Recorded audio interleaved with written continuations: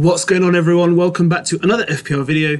My name is Mo, and today I'll be going through my players watch list for Game Week 7. Game Week 6 has been an absolute disaster for me, but hey, we're here. We're going to be identifying players that I'm looking to bring into my squad and potentially who I could look to bring them into my squad for. Am I looking to play the wild card? Pretty much I'm now fixed on my mind that I won't be, but I was pretty close to activating it last night because I just think that my team needs a bit of a shake-up, and I'm so fortunate to have 2 transfers carried over. So even if I decide to make 2, even 3 transfers, I'm only taking a -4 hit, which I'm pretty much willing to take this game week because I think -4 is okay and I can hold on to my wild card just a bit longer till game week 9, where I wanted to keep it before the fixtures take a swing for the worst for some of my players. But let's get stuck into the players watch list. But if you haven't hit the subscribe button, hit subscribe, join the FPL INKLING family, and if you haven't given the video a like, please give it a like. Let's hit 100 likes on this video once again, like last week. So let's give a bit of a review of how Game Week 6 went for me. So 29 points, I was 10 points below the average.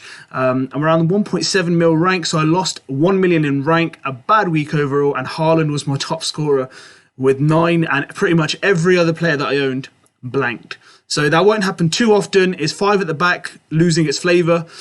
I don't think so. I think maybe what's looking more common right now is a 5-2-3. Could be good, or 3-4-3, or a 4-3-3. So there are other formations we could look at, but I don't think 5 at the back is dead at the moment, but we still can be a bit more patient with it. So let's take a look, guys, at some of the players that I've identified for Game Week 7. And number 1 comes Trippier. So if you guys have watched some of my videos in the previous week, so this is a player that I've targeted for this game week specifically. They're playing West Ham away, which by no means is going to be an easy fixture at the London Stadium. But West Ham have not been, let's say, as prolific as last season. They played really well, but they've had a slow, if not dim start this season. So what am I thinking about Trippier?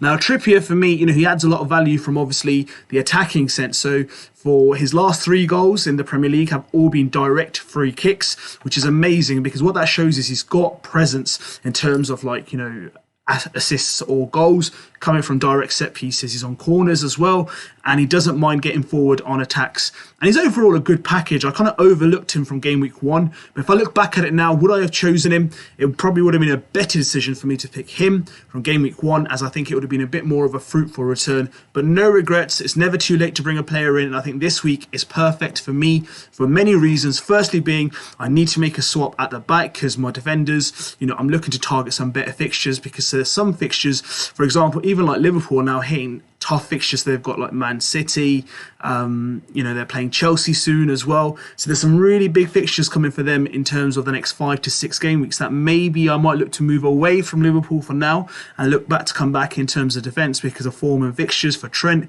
is something that's going through my brain. But this guy is coming through into my squad most likely for Cucurella, which I've made the transfer already, but there are other alternative options which I can look at. But this guy's nailed to come in. Cucurella did his business. He's out of my squad already, so I'll show you guys in team selection. That's confirmed. That's done.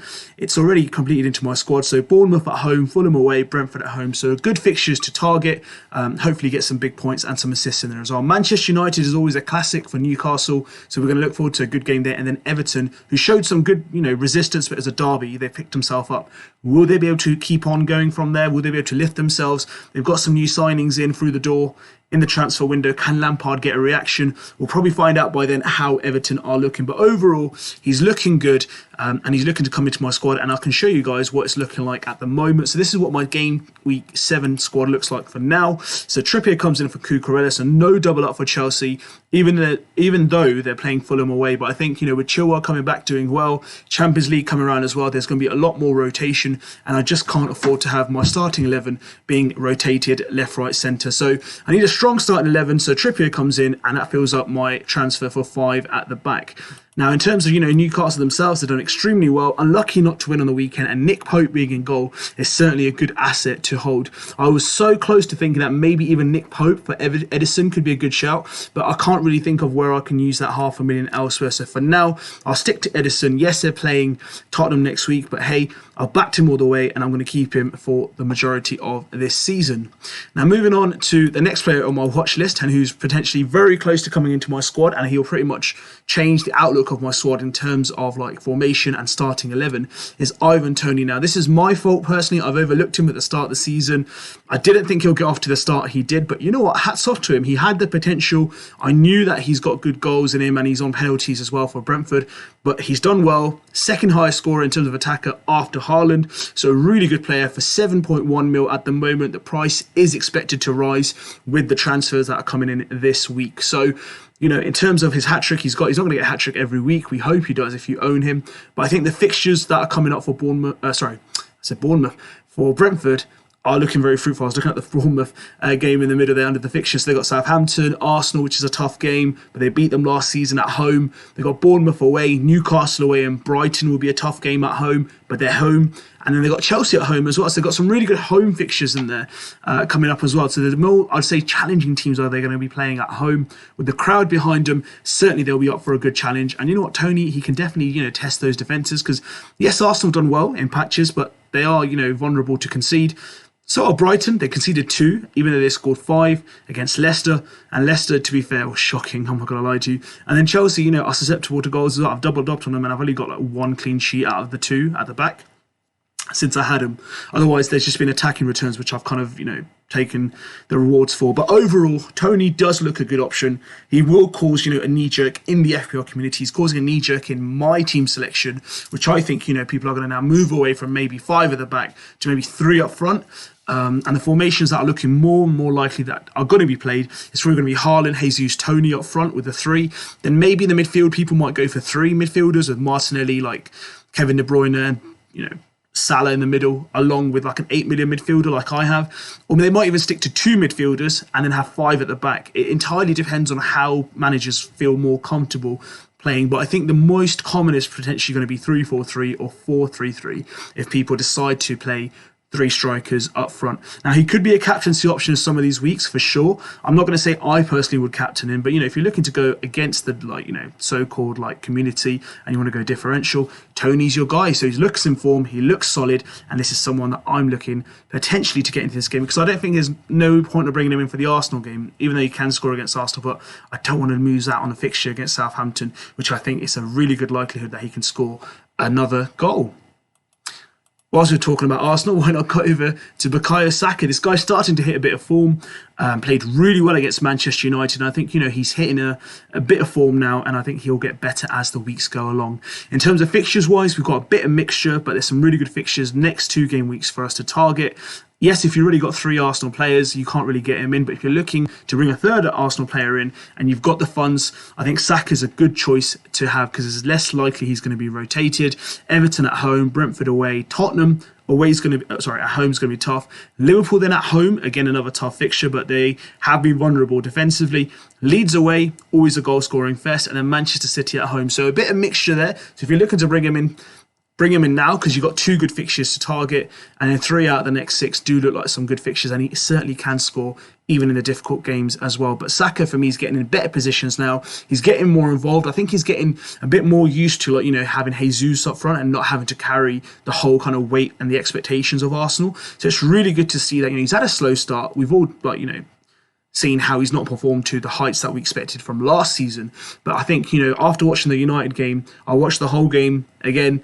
I think he really, you know, got into some really good pockets and was unlucky not to get more points from the game in itself. So a good prospect, a good player. If you're looking to get another Arsenal player in now, yes, the fixtures get difficult, but we're not going defensively. Offensively, Arsenal do still look strong. And they played extremely well against Manchester United. Very unlucky not to score more than 1 goal. And in that whole process of, you know, being aggressive and attacking in that game, Saka certainly was indeed involved.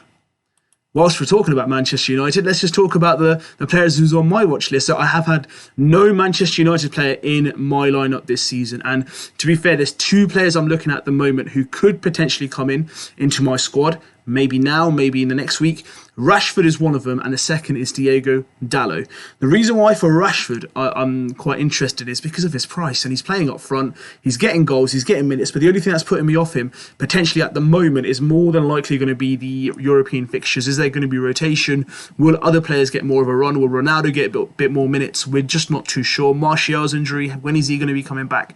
But the next 2 fixtures are really, really, you know, enticing for us to bring him in. Crystal Palace away is not not an easy fixture by any means, but if he carries on his form, he can certainly test that back line. Leeds at home, United Leeds fixtures always cracking. Loads of goals in the last couple of games that we've played. And Rashford, if he gets the opportunities and he's clinical, as he has been so far these last couple of game weeks, a really good player to target for his price. Man City, he always tends to turn up against them. He does have the odd bad game against them, but has a really good goal scoring record. Everton away seems like a good fixture as well. Newcastle and then Tottenham. So if you're looking to get him in, guys, I think now will be the best option rather than waiting a week or two, because you'll get another game week, which I think is a manageable fixture for someone like Marcus Rashford. And United now, are in the top 5. They're 5th. They were bottom after 3 games ago, 2 games gone. No one was giving him a chance to win a game, let alone be 5th or win 3 on the bounce. So Marcus Rashford really has hit a bit of form, and Ten Hag has really given him the confidence. And he's benching Ronaldo. This guy is keeping up Cristiano Ronaldo from Manchester United. So hats off to him. Credit to him. I doubted him at the start of the season. Could he perform? Could he not? Disappointed in the first 2 games, but in the last couple of games, he really has turned up and he's shown why he's so crucial for United's success. If he does well, the whole club as a whole does well as well. So if you're looking at some Manchester United differentials, this guy certainly seems like a great player to own over the next couple of game weeks. In addition, if you're looking at, other players, I would say Dalot is someone I'm looking at. Dalot looks good. Martinez is pretty good at the back as well, but you want a wing back, right? So Martinez looks good, gets a few bonus points, but I think overall, if you're looking for a bit of differential, good player, 4.4 mil. Dalot seems like a really good option, guys. So those are the players on my watch list. Those are the players I'm looking at. That's what this team looks like at the moment. There could be more changes to take place. I've played 1 transfer. I still have 1 more free transfer, and I could potentially look to bring Toney into my squad. I haven't made the final decision. Will he come in? Will he not?